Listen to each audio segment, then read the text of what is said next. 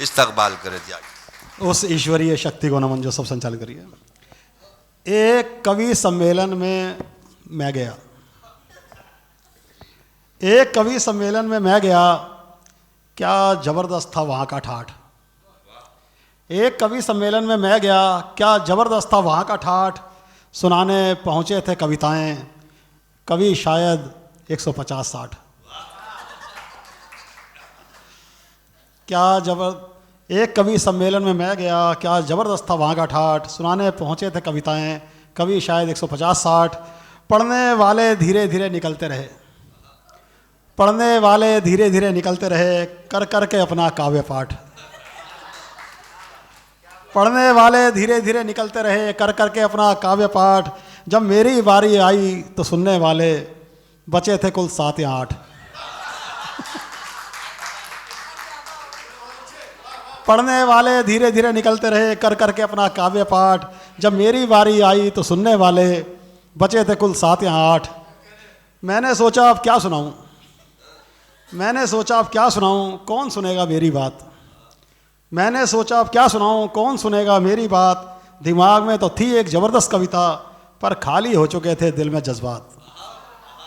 मैंने सोचा अब क्या सुनाऊं, कौन सुनेगा मेरी बात। दिमाग में तो थी एक ज़बरदस्त कविता, पर खाली हो चुके थे दिल में जज्बात।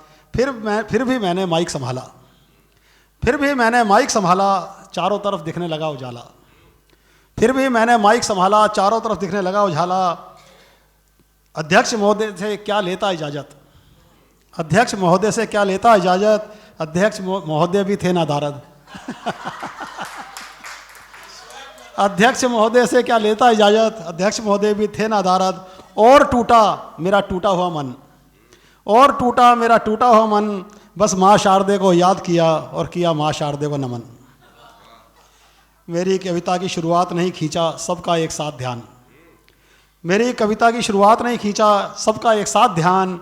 8 में से 5 लोग बोले आप तो हैं कविवर महान। मेरी कविता की शुरुआत नहीं खींचा सबका एक साथ ध्यान। 8 में से 5 लोग बोले आप तो हैं कविवर महान। बाकी 3 भी धीरे धीरे जुड़ गए, बाकी 3 भी धीरे धीरे जुड़ गए। मेरे साथ संग करने लगे तरन्नुम में गान। लगा जैसे पतझड़ में आ गई हो, लगा जैसे पतझड़ में आ गई हो सारे के सारे मधुबन में जान। मैंने अपनी बातों में जोड़ा हास्य व्यंग और थोड़ा ज्ञान, मैंने अपनी बातों में जोड़ा हास्य व्यंग और थोड़ा ज्ञान। हर पंक्ति में जगा दिए सुनने वालों के सभी अरमान।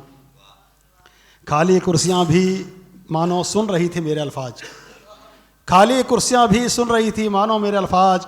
उस घड़ी पाया मैंने काव्य का अनुपम अंदाज। खाली कुर्सियां भी मानो सुन रही थी मेरे अल्फाज। उस घड़ी में पाया मैंने अपने काव्य का अनुपम अंदाज। सम्मेलन ख़त्म हुआ तो मैंने सोचा घर पहुंचकर किसी को नहीं बताऊंगा कवि सम्मेलन का हाल। सम्मेलन ख़त्म हुआ तो मैंने सोचा घर पहुंचकर नहीं बताऊंगा किसी को कवि सम्मेलन का हाल। पर उन 8 कवि श्रोताओं ने कहा हम आराम से ही सुन रहे हैं सबको, हम आराम से ही सुन रहे हैं सबको। तुम्हारा काव्य पाठ ही था आज सबसे बेमिसाल। कभी कभी भीड़ नहीं, कभी कभी भीड़ नहीं, बस चाहिए सच्चे दिल से दाद और प्यार। कभी कभी भीड़ नहीं, बस चाहिए सच्चे दिल से दाद और प्यार। और वही समझा मैंने कवि का क्या होता है असली संसार। धन्यवाद।